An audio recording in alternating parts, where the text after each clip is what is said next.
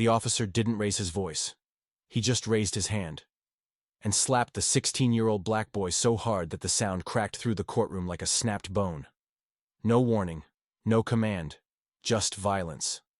Sudden and silent. The boy didn't fall. Didn't even blink. He sat there in his cuffs, straight-backed and still, as a smear of red spread across his lower lip. The bailiff didn't move. The judge didn't speak. The stenographer didn't pause. It was like everyone had agreed. This boy could bleed quietly.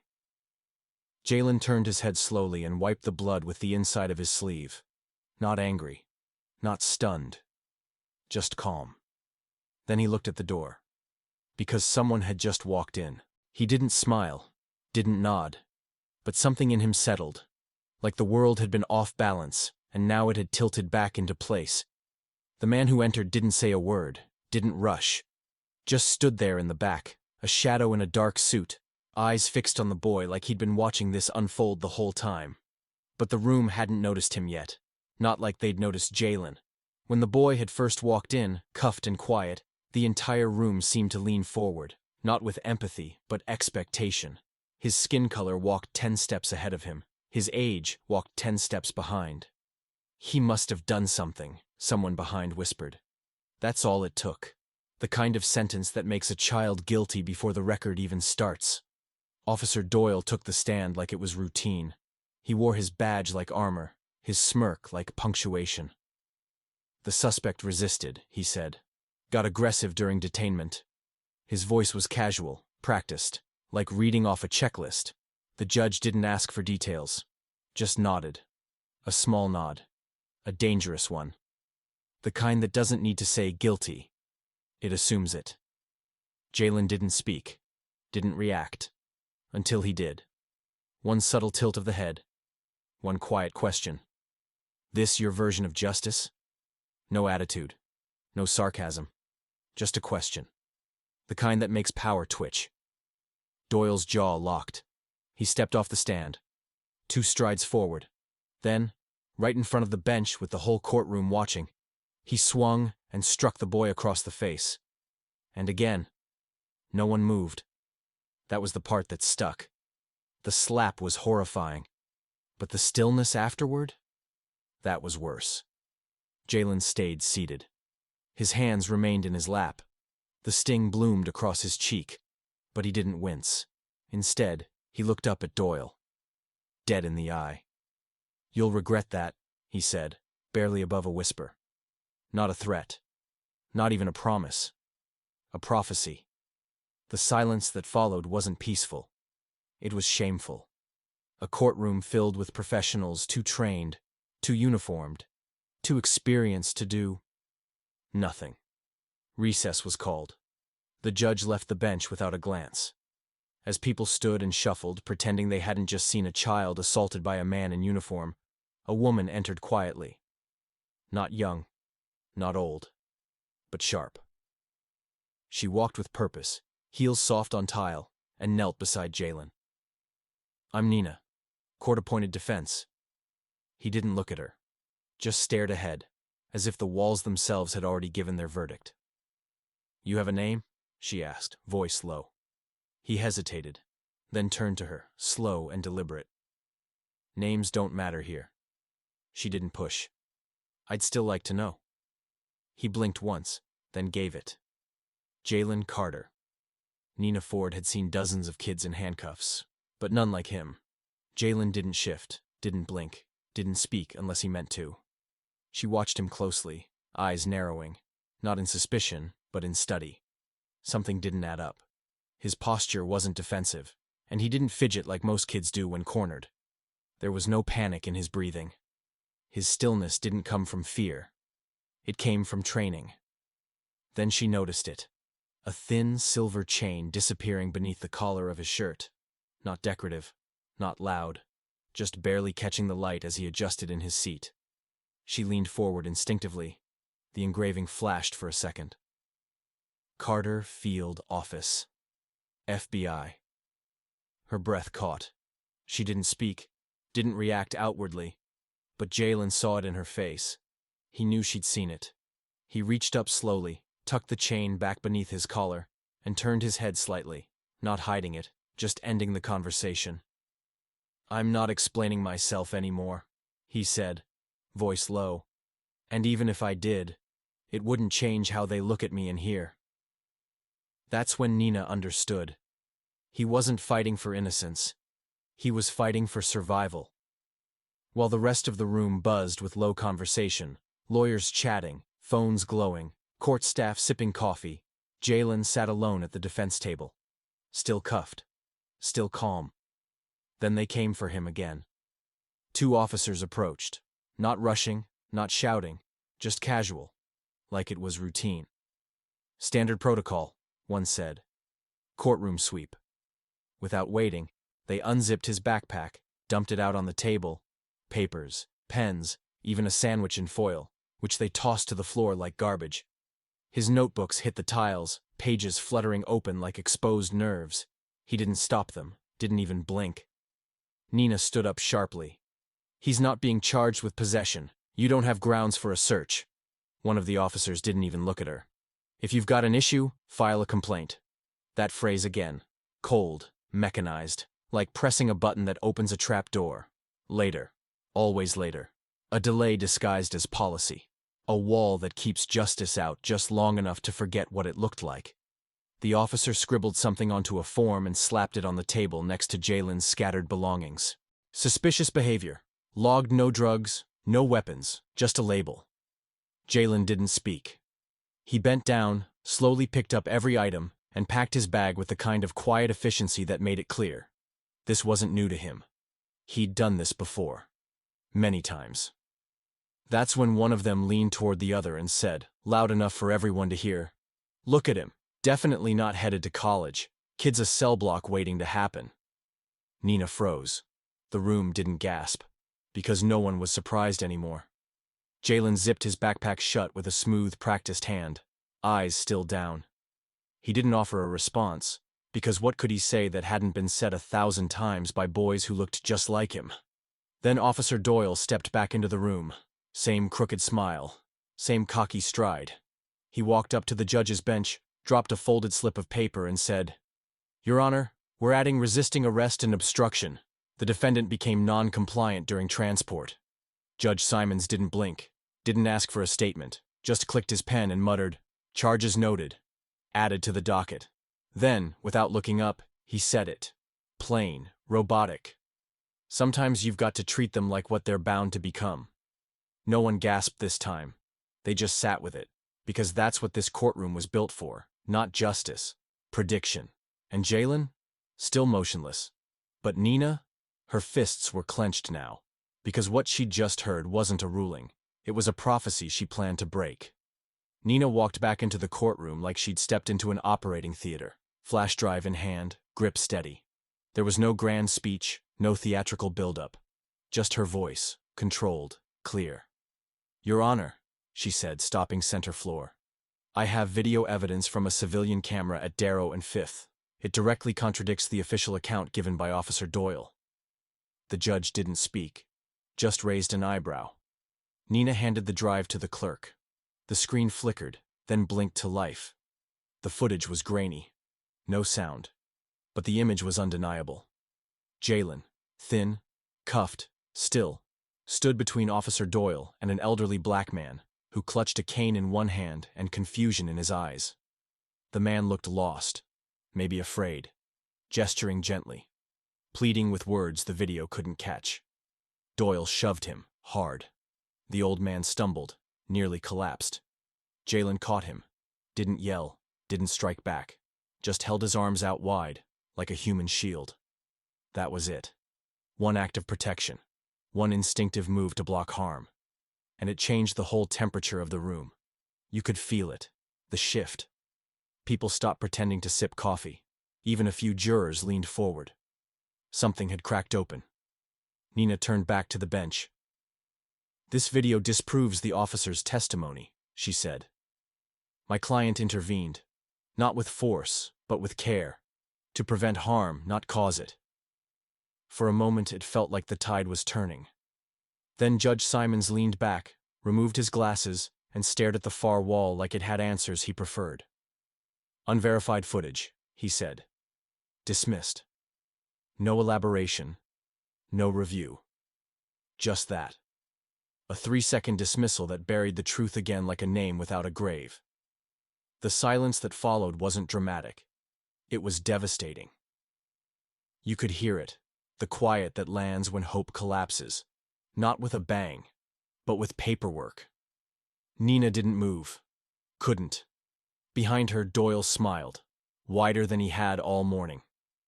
It's always not their fault, he said, low, to no one in particular. Until the cuffs go on.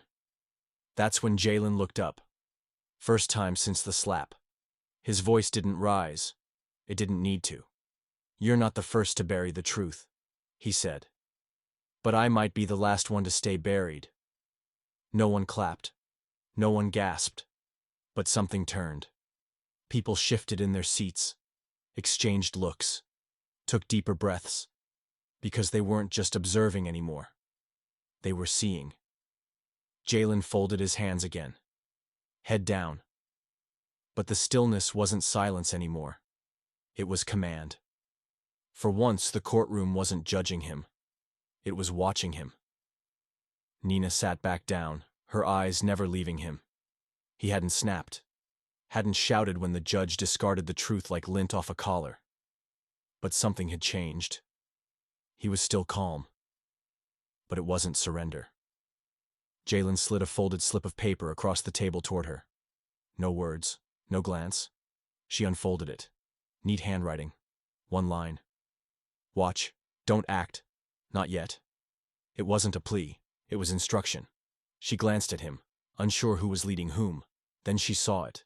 How he adjusted his sleeve, just slightly. A plain digital watch peeked out from under the cuff. Standard black band. Steel clasp. Except it wasn't standard. Nina had seen that model before. It was issued to families of agents working dangerous assignments. A coded device. 1 tap to alert. 2 for escalation. She didn't speak. Jalen didn't look up. And suddenly, Nina realized. He wasn't waiting for justice. He was timing it. Jalen leaned back slowly, his cuffed hands resting quietly in his lap. No glance toward the door. No reaction to the weight shifting in the room. But he felt it. Someone had just arrived. In the back row, a man sat upright. Dark suit, no tie, posture perfect. His hands were folded loosely in front of him, his gaze fixed on Jalen like he'd been watching the whole time. Not like a father worried for his son. Like someone waiting for confirmation. Most people didn't notice him. He blended in. Intentionally. But if you saw him, really saw him, you'd understand. He wasn't watching with concern. He was watching with precision. Marcus Carter had entered the story. And the room hadn't caught up yet. Doyle thought the courtroom was his again. He stood near the rail, leaning with ease, that same tired smirk creeping back across his face. The one that said, "I've already won." The video had been dismissed. The truth buried. The boy still sat there. Silent, hands bound. So Doyle did what men like him always do when no one stops them. He provoked. "No one's here to save you, boy." He didn't yell. He didn't need to. He said it like it was policy. An old, inherited truth that didn't require witnesses or shame. And for a moment, he was right. No one moved. The judge didn't blink. The bailiff didn't stir. The spectators stayed still, until one chair scraped at the very back of the room. Soft, but in that stillness, it cut like thunder. A man stood, straight-backed, calm, composed. He didn't rush down the aisle, didn't hesitate, just walked, like the path had already been cleared for him. Every step felt inevitable. Jalen didn't turn. He didn't need to. He already knew. The man stepped past the gallery, into the open space near the bench. And then, in a voice just above a whisper, but sharp enough to slice the air in half, he said, "I am." 2 words, but they detonated something inside the courtroom. Doyle froze. His posture stiffened as his eyes searched for control. The badge on his chest felt smaller now. The man reached into his coat, slow, deliberate. pulled out a slim leather case, flipped it open with care. The badge inside glinted gold beneath the courtroom lights. Marcus Carter, Deputy Director, Federal Bureau of Investigation. He didn't raise his voice. He didn't need to. The sound wasn't loud. It was final. Everything in the room shifted. One juror clenched their jaw. A reporter dropped her pen. The clerk looked to the judge, confused. Simons didn't move. Doyle didn't speak. Because they both knew what had just landed. The balance had tipped. Marcus didn't look at Doyle. Not yet. He turned to Simons, gaze locked, shoulders square, voice like steel under velvet. "You silenced my son." A beat. "Now you'll hear the sound of accountability. No theatrics. Just consequence." Jalen turned slightly. For the first time since the slap, he looked back. His face didn't change. But his eyes settled, like the clock he'd been watching had finally struck. The judge remained frozen, pale beneath the robe. He didn't argue. He didn't instruct. Because this wasn't his courtroom anymore. And Marcus Carter hadn't come for permission. He'd come to end it. Jalen didn't turn to look at his father. He didn't need to. But a small smile tugged at the corner of his mouth. A quiet curl, barely there. Not pride, not relief. Just recognition. Like a promise had been kept. "Told you someone would notice," he whispered, just loud enough for Nina to hear. No one else moved. No one dared. Because for the first time since Jalen entered that courtroom, he wasn't the one being watched. He was the reason they stopped blinking. Marcus Carter stepped forward. No rush, no theatrics. Not as a father reclaiming his son. As a man who carried law like a blade and knew exactly where to cut. "Your Honor," he said, voice steady, eyes pinned on Judge Simons. "I'm formally requesting a special evidentiary hearing." The courtroom tensed. Simons glanced at the bench, then at Marcus, clinging to his robe like it still meant something. "On what grounds?" he asked, though his voice had thinned. Marcus didn't blink. "Prosecutorial misconduct. Judicial bias. Falsified testimony by Officer Doyle." That was the moment the air changed. Not one person stirred, but the pressure in the room spiked. Nina stood, voice sharp, controlled. "Your Honor, we are submitting verified evidence, recorded and authenticated by the Federal Bureau of Investigation. It confirms my client, Jalen Carter, did not engage in violence. He intervened to prevent it." The screen lit up again.